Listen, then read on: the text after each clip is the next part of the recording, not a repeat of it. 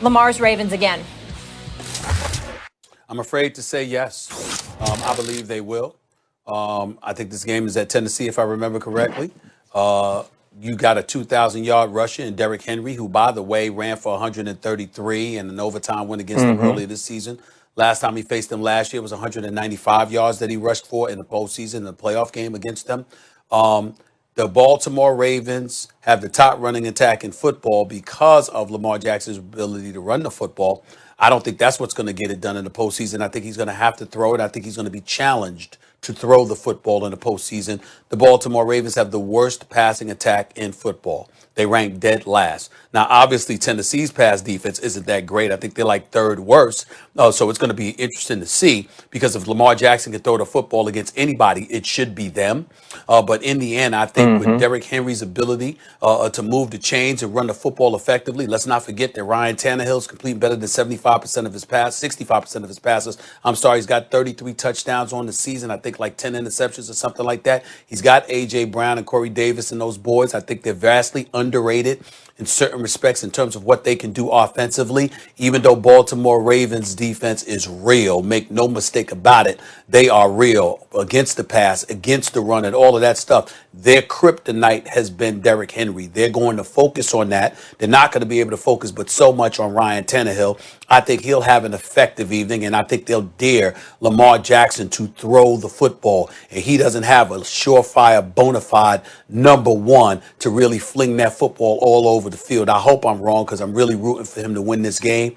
As much as I love Derrick Henry, I'm still rooting for Lamar Jackson to win this game. But I don't think that they're going to do it. I think overall, in the end, particularly come playoff time, Tennessee is more tested. They're more tried and tested. They're the better team. I think they win this game.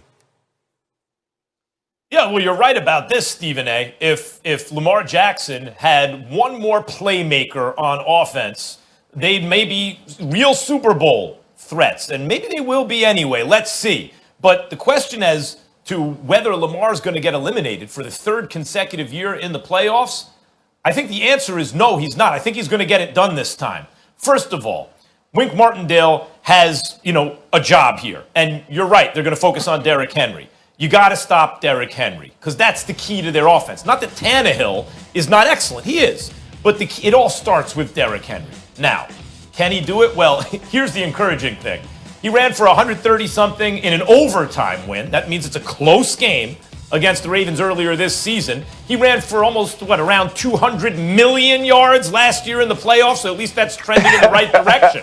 I think Lamar Jackson is good enough and has gotten better enough in these situations to get this done. And I'll give you a key reason in a second. First, let me say, first playoff game he ever had in the first half was as bad as I've ever seen a quarterback look in any playoff game. His first half. His second half, he was much better. Still not good enough, but you could see he was adapting quickly. He's very young in that playoff game, got his feet wet and adapted quickly. In his next playoff game last year, he wasn't the reason they lost. He put up big numbers. He didn't have a great game, but it was much closer to, oh yeah, that's Lamar Jackson, than it was in his first playoff game. He's trending in the right direction. And then finally, guys, the first game this season that they played, as you said, overtime, it's a close game. What does Lamar Jackson have to do in this game? He needs to be Tom Brady. And how do I mean Tom Brady early in his career with the Patriots? Tom Brady, in these close playoff games, would get his team close enough that a great field goal kicker could win it for him, right? That was a lot of the time. Who's the best in the business? It's Justin Tucker. Do I think Lamar Jackson can keep this game close enough and get his team in position for Justin Tucker to kick a field goal late in the game to win it? I certainly do. And in fact, I think that's what's going to happen. I'm picking the Ravens. Man, you know what's crazy? Like, you start thinking right now, my mind's running back to last year's game. My mind's running back to Derrick Henry on the right sideline with Earl Thomas coming to tackle him, and then Earl Thomas ending up as Derrick Henry's lead blocker. That keeps replaying in my mind, and I keep thinking to myself, this is Derrick Henry time, right? This is when Derrick Henry gets going. You go back to last week, he has to get 240. He goes out and gets it against the Houston Texans, and we saw him start that trend last season. And so it's not about stopping Derrick Henry. If you go back to the Tennessee Titans-Baltimore Ravens playoff matchup last year, Ryan Tannehill didn't throw it a lot, but he threw it extremely effectively. right? He was extremely accurate. He hit big plays downfield. The Baltimore Ravens understand how they'll be attacked. But make no mistake about it, last year wasn't just on Lamar Jackson. And here's the biggest problem I have about when we talk about Lamar Jackson. Lamar Jackson was the 5th quarterback picked in the 2018 draft. The Ravens actually moved back into the first round to get him.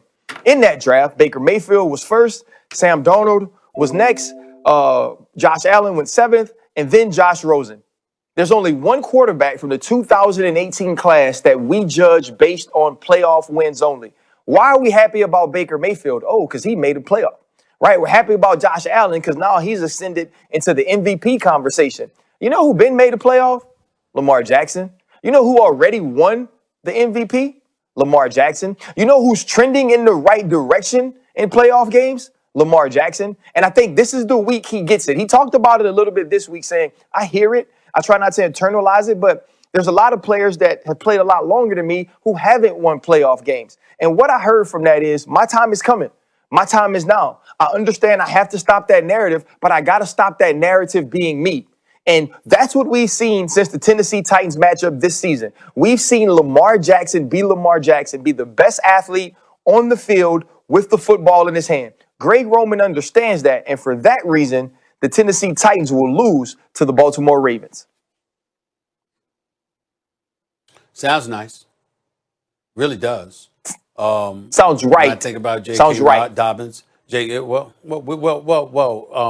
Clark, there are a few games you got wrong this year. Let's not act like we're infallible and flawless. You've gotten a few games wrong this year, my brother, okay? We'll find out whether or not you're right. But in the end, but in the end, I will say Lamar Jackson, J.K. Dobbins, and those boys, I expect them, you know what, we can't sneeze at their running attack.